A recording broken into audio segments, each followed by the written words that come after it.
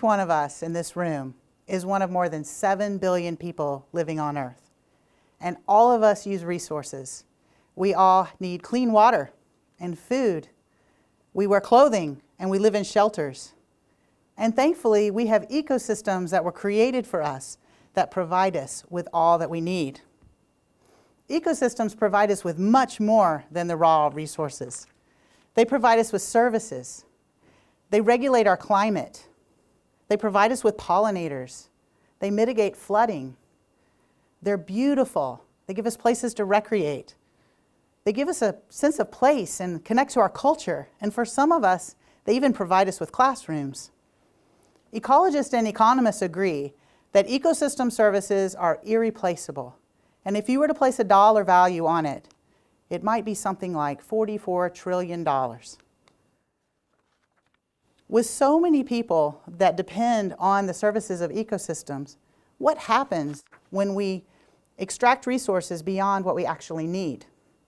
We change ecosystems by removing trees through deforestation, by grazing our livestock across grasslands. Sometimes we move species from one side of the world to the other. We're changing climate through the ways that we burn fossil fuels. And all of our activities combined are changing biodiversity and causing rapid declines. These factors combined cost ecosystem services approximately $3 to $5 trillion every year. Our current overconsumption and degradation of resources really is more important than just the monetary value. Our desire for resources has transformed more than half of the global landscape. And this has resulted in decreasing soil fertility and agricultural productivity. We're seeing declining aquifers and failing fisheries. Climate is responding by increasing temperatures, rising ocean levels, and we have much more frequent and intense storms.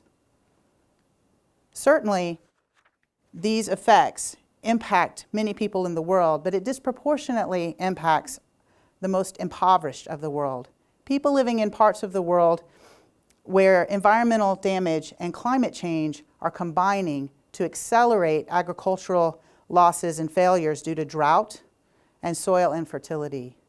We're seeing unprecedented numbers of people who are suffering due to malnutrition as a result of drought and famine across the Horn of Africa and into the Middle East. But what many of us don't realize is that the impacts of our resource use on human health extend beyond simply malnutrition. Emerging infectious diseases are linked to the extraction of resources. In fact, half of the emerging infectious diseases are directly related to the removal of some type of natural resource. Despite tremendous gains in medical knowledge and practice, we continue to see new diseases emerging. And some of the really old diseases that we thought were long gone from the world are starting to reemerge with some frequency. So in this talk, I hope to explain to you how ecosystem transformations can facilitate the emergence of disease and how we might mount a proper response as Christians in our resource use so that we can truly love our neighbor. Lyme disease provides us with an excellent example of how diseases emerge in response to environmental degradation. The disease is caused by a bacteria that's transmitted by the bite of a deer tick. This bacteria is hosted among many different mammal species. The story of Lyme disease emergence begins when European settlers arrived in North America. They were greeted with large forests. These forests had very few edges. In a landscape like this, many species exist at low numbers, but the biodiversity would be very high. The other thing you should know about these landscapes is species like ticks and deer and mice exist at very low numbers because these species thrive in edge habitats, or habitats where forest meets field. So when the Europeans came and began to cut the forest into small patches of trees, they increased the amount of edge across the landscape. The ticks and the mice and the deer responded positively and grew in numbers, and the other species began to decline. And so the bacteria that causes Lyme disease now becomes concentrated among a few species, where before it was diluted across many. When humans decided that they wanted to live out in the woods and be close to nature, they inserted themselves in the transmission dynamics of this disease, and they became possible hosts for Lyme disease. This is the most recent map provided by the Centers for Disease Control, and it shows you all of the cases that occurred in the year 2016. If you know much about the history of forestry in the United States, maybe you would recognize that the areas of the darkest blue correspond to areas that have experienced the highest levels of deforestation in our country. Like Lyme disease, other recently emerged diseases have shown up following deforestation events. In fact, one of the most devastating and terrifying diseases that we know, Ebola, emerged as demand for agricultural lands has increased across tropical Africa. Ebola is the virus that was responsible for the 2014 outbreak in Guinea, Liberia, and Sierra Leone, in which 28,000 people became sick and 11,000 people died. This virus is reservoired in wild vertebrates, probably bats. And the hypothesis is that people come in contact with these animals as they go in to remove trees. If you look at the extent of Ebola cases across Africa, and then look at the map showing patterns of deforestation, you might notice a pattern. It appears that Ebola is following deforestation. In fact, there was a paper that was published in 2017 by Oliviero et al. That significantly demonstrated that Ebola emerges within 2 years of a deforestation event. I could give you many, many more examples of diseases that emerge following deforestation or other forms of resource extraction. But the truth is that we impact the environment and disease emergence in much larger ways. Our resource use is impacting climate. And as climate changes, we're starting to see drastic changes in the landscape of diseases. With warming temperatures, arthropod vectors like mosquitoes are increasing their range, and diseases like malaria and dengue and Zika are becoming more frequent and showing up in parts of the world where they haven't been before. Waterborne diseases are also starting to increase in frequency, and they're spreading as well. Cholera is one of the most deadly waterborne diseases that we know. If it's untreated, the mortality rate is 60% because people, when they're infected with cholera, dehydrate very, very quickly due to the vomiting and diarrhea that can be as much as 1 liter an hour. A recent outbreak of cholera in Yemen is the largest and fastest spreading outbreak in modern history, with over 1 million cases and 2,000 deaths since April of 2017. Not everyone is equally susceptible to diseases that emerge with environmental degradation. Diseases disproportionately impact the world's poor. People who are nutritionally stressed are more vulnerable to diseases, and much of the world's poor live in ecologically vulnerable locations, in ecosystems that can't recover as quickly as ecosystems where other people live in the north.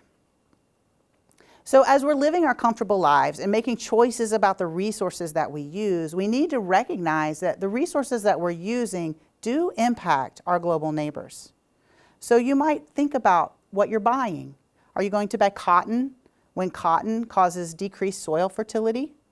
Or maybe you might consider not purchasing something made with tropical woods that's contributing to deforestation. Or do you really need to drive? Maybe you should walk, because driving is contributing to climate change. I think once that we understand that we can change our actions towards the environment, then we'll want to respond and we'll want to follow God's call to love our neighbor and care for creation. Many Christians have told me that it is good and it is right to care for creation, but our first responsibility is to the individual, to the sick person. Certainly that's true, but we need to respond to the sick individual and the sick environment that individual lives in at the same time, or our efforts are in vain. So, how do we live? Well, because Christ comes to reconcile to himself all things, whether things on earth or things in heaven, by making peace through his blood shed on the cross. Colossians 1:20. Our proper response might look something like us acting as his agents of reconciliation. We can work to reconcile creation, and we can work to reconcile with our neighbors. Walsh and Keesmit, in their 2004 book, Colossians Remixed, provides us an idea that we might use Paul's rules for holy living, living with compassion, kindness, humility, gentleness, patience, and love towards creation as an extension of our love of our neighbor. So we should respond with compassion to the groans of creation. We need to work to preserve biodiversity and ecosystem diversity. In kindness, we need to make thoughtful decisions about how we use resources. And we need to understand that the resources we use impact our global neighbor and our neighbors in the future. We should humbly accept that our technology will eventually be limited by an ecosystem's capacity to repair. So we should support ideas that contribute to new ideas for energy use, sustainable resource extraction. Our consumption should be gentle, always considering what we really need versus what we really want. Now, natural systems are resilient and they were created to repair, but that takes time, and God intended for His creation to rest. So we must support ideas in agriculture that allows land to be taken out of productivity to rest. But this would require patience. And finally, we must act in love, because the God who loves us loves the creation that He made. And the creation that He made reflects His love. And if our neighbors can't see His love in His creation, then we are not loving them as we should. We are called as Christians to image Christ and to love our neighbor. And creation care is love for neighbor. Therefore, we're called to live with compassion, kindness, humility, gentleness, patience, and love, both towards our neighbor and towards the environment. Thank you so much.